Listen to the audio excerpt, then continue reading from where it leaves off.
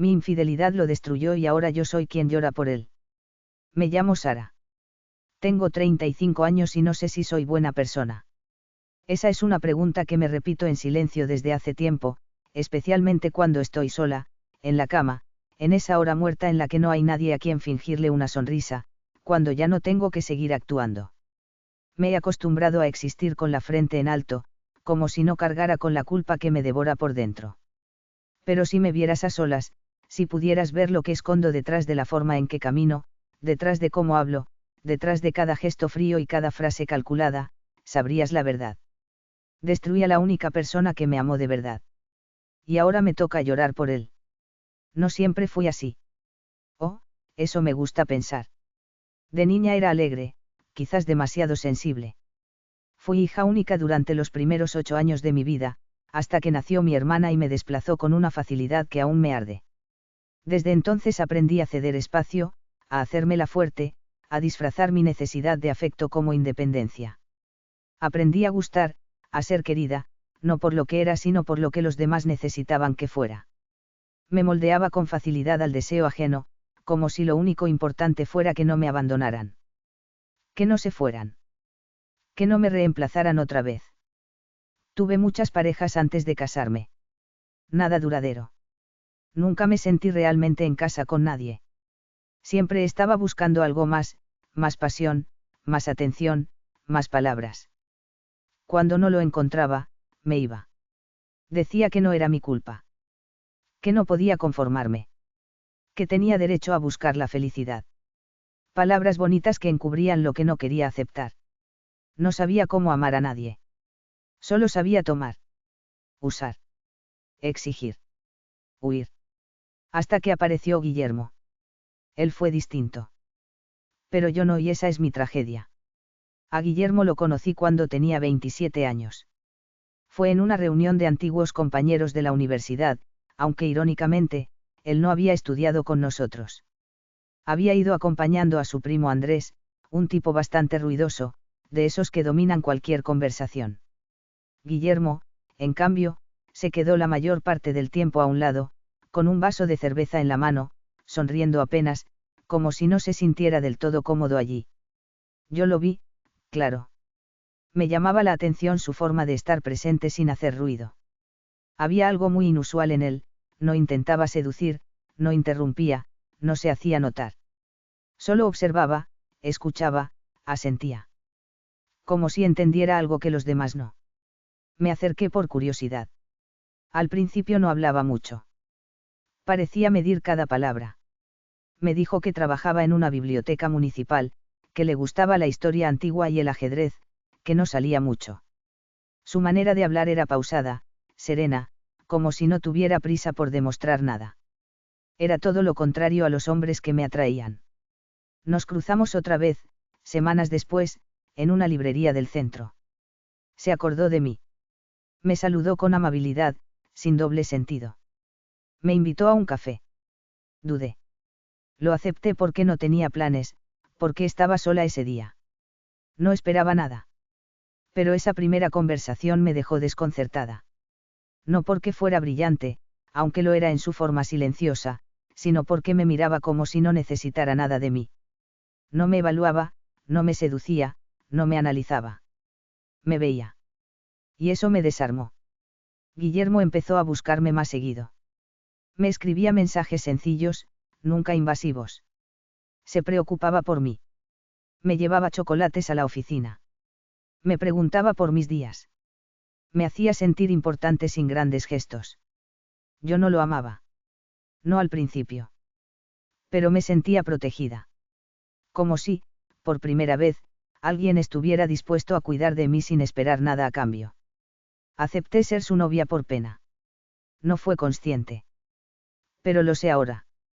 Me enternecía su forma de quererme. Me asustaba lo transparente que era su amor. Nadie me había mirado así.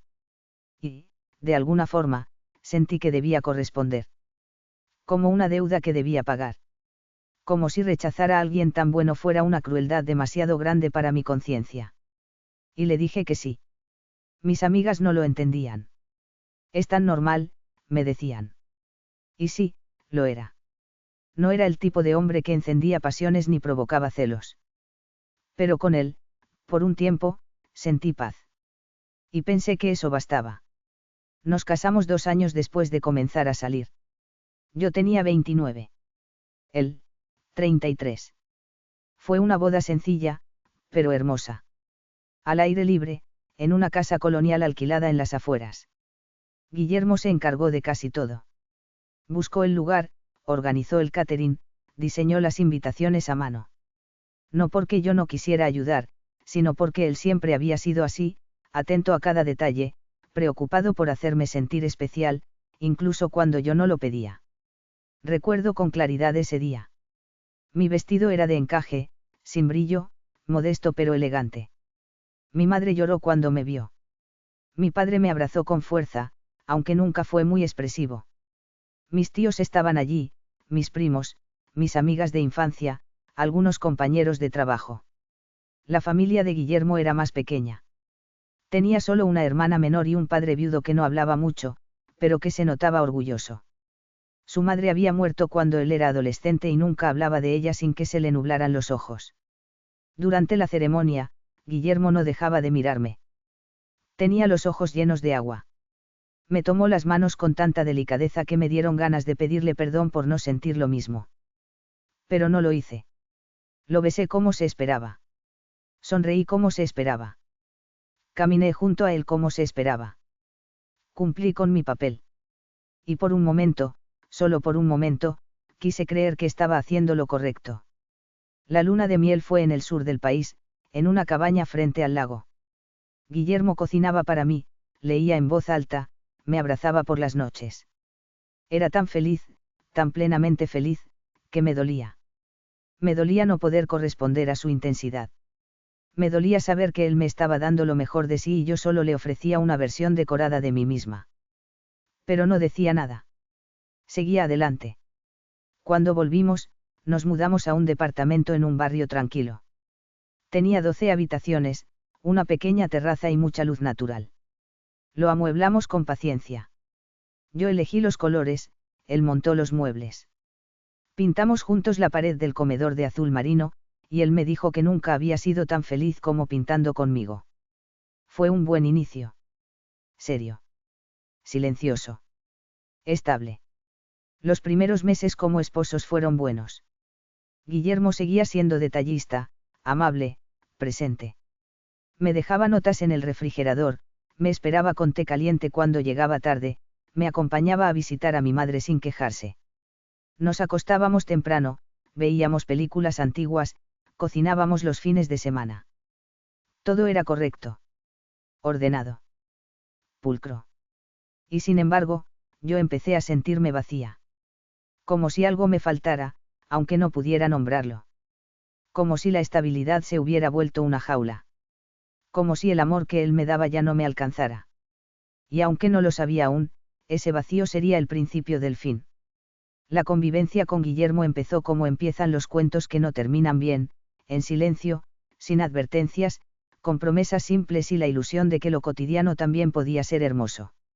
Al principio, había algo casi mágico en lo doméstico.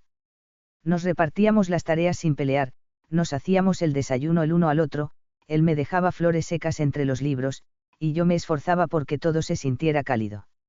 Nos tomábamos de la mano para ir al mercado, elegíamos juntos los frascos para la despensa, nos sentábamos en la terraza a ver cómo caía el sol.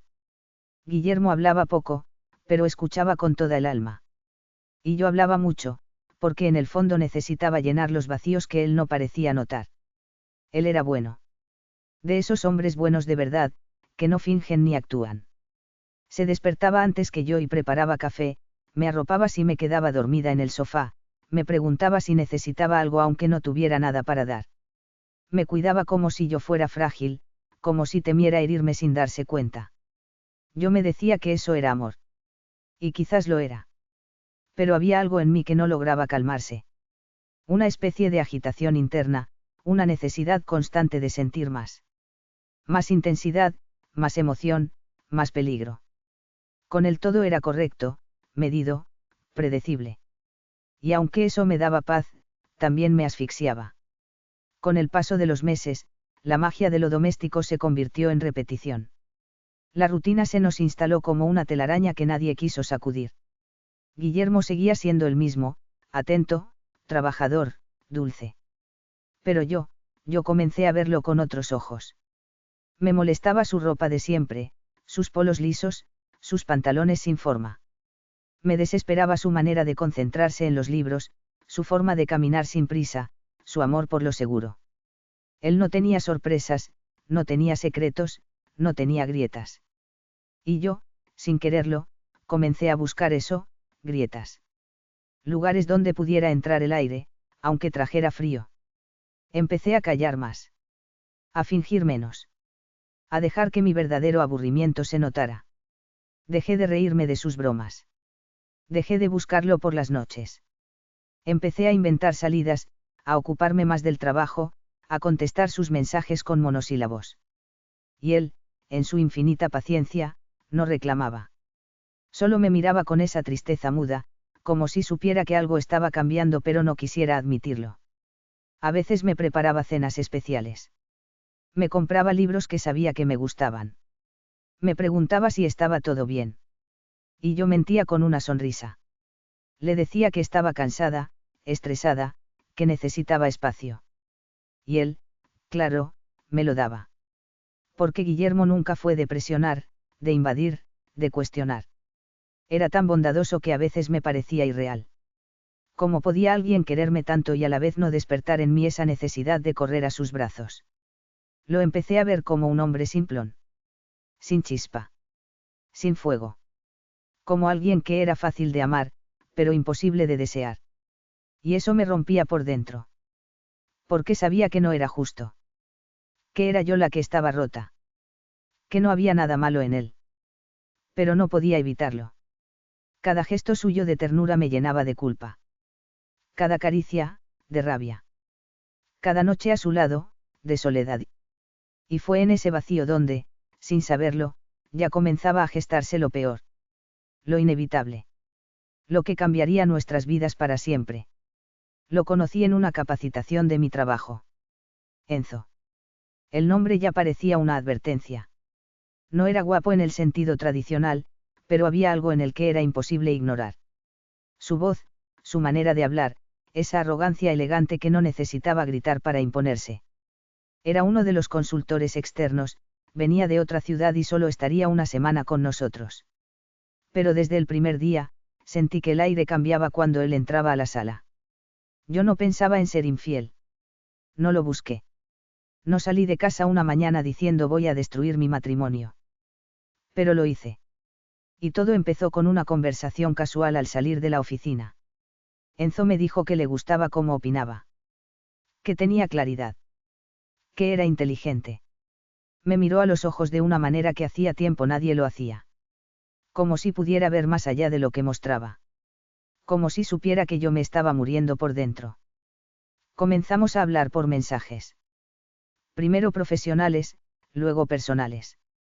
Me preguntaba por mis gustos, mis frustraciones, mis días malos. Y yo me dejé llevar. No fue de golpe. Fue lento. Una pendiente suave que parecía inofensiva al principio. Un café, una risa compartida, una confesión ligera, una mirada más larga de lo debido. Enzo me hacía sentir viva. Deseada. Escuchada. Era lo opuesto a Guillermo. Apasionado. Intenso. Directo. Me decía que era hermosa, que no podía creer que alguien como yo estuviera escondida en una vida tan gris. Y yo, estúpidamente, me lo creí. Quise creer que merecía algo más. Que merecía el fuego. La primera vez que nos besamos fue una tarde de lluvia, en su coche, en el estacionamiento de un centro comercial. Llevábamos semanas coqueteando sin nombrarlo, y cuando ocurrió, fue como un accidente anunciado. No sentí culpa. Solo vértigo. Como si hubiera cruzado una línea de la que no podía volver, pero que llevaba mucho tiempo deseando atravesar. A partir de ahí todo se desbordó. Nos veíamos en hoteles discretos, en departamentos alquilados por horas, en cualquier lugar donde el mundo no pudiera vernos. Y yo, cada vez más, me perdía en esa versión de mí que solo existía con él. Una mujer deseada, buscada, devorada. Algo que hacía mucho no sentía. Algo que Guillermo, sin quererlo, ya no me despertaba. Comencé a mentir con fluidez. Excusas para salir, reuniones inventadas, viajes por trabajo. Guillermo no sospechaba. Me seguía esperando con la cena lista. Me abrazaba aunque yo llegara tarde. Me preguntaba si todo estaba bien, y yo asentía sin mirarlo. Era tan fácil mentirle. Tan dolorosamente fácil. Porque él confiaba en mí con una fe ciega que yo nunca merecí. Enzo no pedía explicaciones. Decía que no le importaba si yo estaba casada, mientras siguiera buscándolo. Y yo, cada vez más confundida, me convencía de que lo nuestro era real. De que tal vez merecía dejar todo por él. De que quizás, Guillermo ya no me necesitaba. Pero él sí me necesitaba. Me necesitaba más de lo que yo podía entender. Y cuando la verdad salió a la luz, cuando destruí su mundo con mi traición, fue entonces cuando lo vi.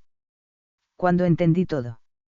Cuando supe que mi egoísmo había hecho trizas al único ser humano que me había amado sin condiciones.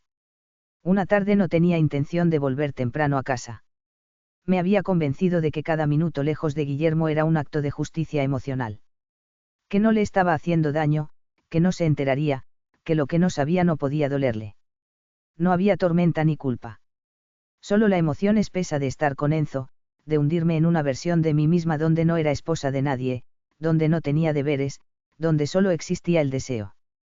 Su cuerpo, su voz, sus manos en mi cintura.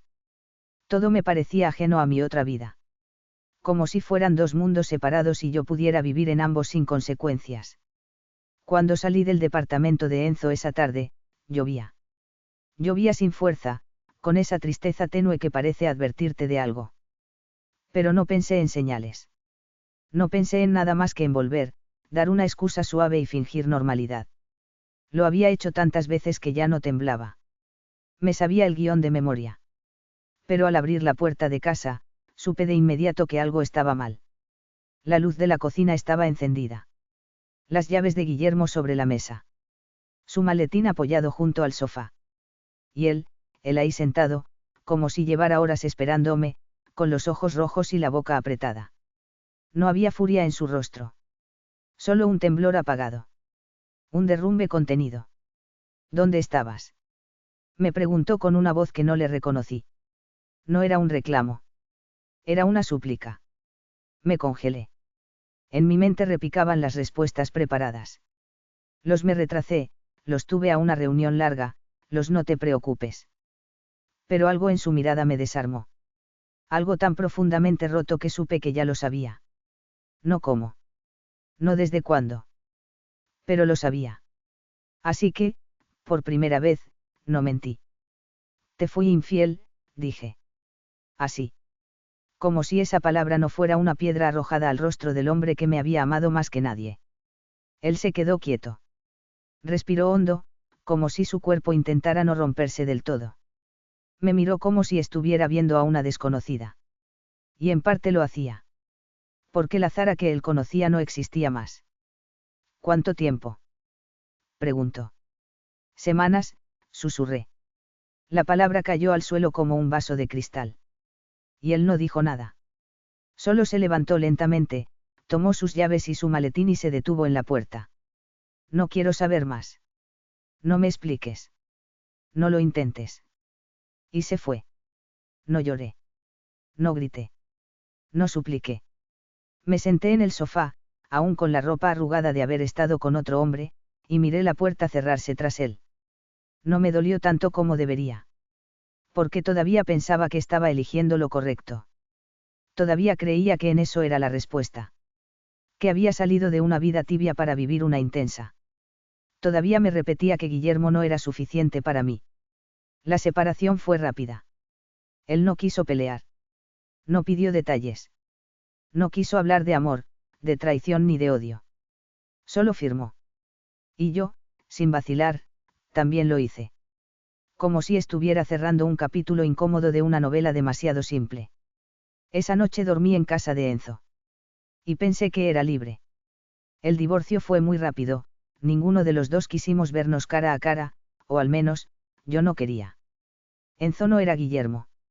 No tenía paciencia. No tenía ternura. Tenía hambre.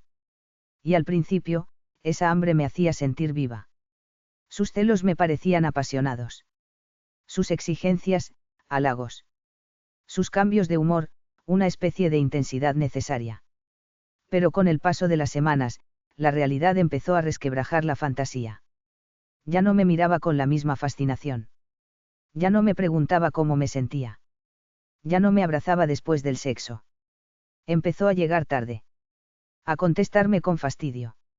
A corregirme. A reírse de mis inseguridades. A decir que me estaba volviendo intensa, que necesitaba espacio, que no éramos nada serio. Y yo, que había dejado un matrimonio por él, comencé a desesperarme. Le pedía más. Él me daba menos. Le hablaba de lo que habíamos construido juntos, aunque fuera mentira, y él me decía que solo estábamos divirtiéndonos. Me decía que no era su culpa que yo hubiera arruinado mi vida por una aventura.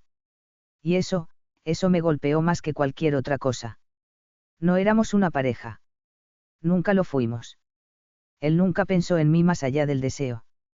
Y cuando ese deseo se apagó, no quedó nada. Solo una mujer rota, abandonada, que ya no podía volver a lo que destruyó. Intenté sostener lo que se caía, pero eso se fue despegando de mí con frialdad. Me decía que era demasiado emocional, que él no podía con eso, que no quería compromisos, que no pensaba rescatarme del desastre que yo misma había causado. Un día dejó de contestar. Me bloqueó.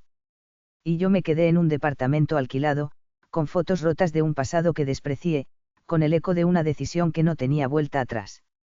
Entonces, entendí. Lo había perdido todo por nada. Comencé a soñar con Guillermo. No como era al final, sino como era al principio. Su voz suave. Sus manos grandes envolviendo las mías. Su risa torpe cuando quemaba la tostada. Su forma de verme como si yo fuera todo. Soñaba con sus te preparé café, con sus mensajes dulces a media tarde, con su manera de mirarme cuando creía que yo no lo notaba. Y despertaba llorando. Llorando con el cuerpo entero.